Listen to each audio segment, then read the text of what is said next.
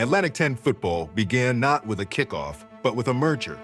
In 1997, the A10 absorbed the Yankee Conference, stepping into Division I AA football at a moment when NCAA rule changes were squeezing out single-sport leagues.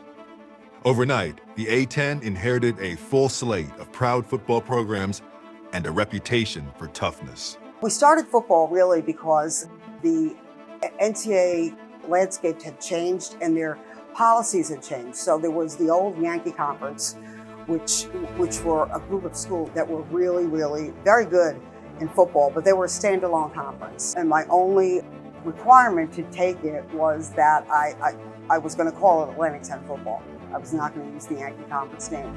And they agreed to it, and we just absolutely loved it. For the next several years, the conference held its ground. Even as Boston University dropped football after year one, and UConn began its climb toward FBS and the Big East, the A10 remained a strong, nationally respected player in the 1AA landscape. Programs like Delaware, James Madison, Richmond, UMass, and William & Mary helped shape the A10 into one of the most competitive football leagues in the country. Touchdown, William & Mary! Touchdown, green and gold!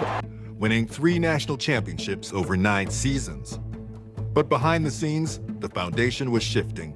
What happened was the Colonial, and I think that they saw how successful we were, and with their schools. It was mostly their schools playing football for the Atlantic 10, and I think they realized that, you know, we've got to jump on this too. In 2005, Northeastern, an A10 football member, moved its primary athletics to the then-named Colonial Athletics Association. This meant that 6 of the 9 A10 football schools' primary conference home was the CAA.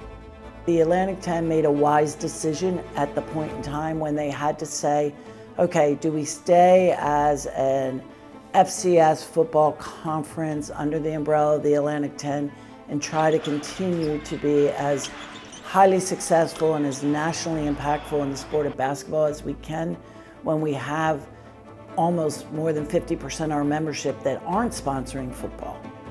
After the 2006 season, the Atlantic 10 stepped away from football entirely. Every A10 football member transitioned to the CAA Football Conference, taking with them the A10's competitive legacy, rivalries, and postseason automatic bid. FCS football is a great sport.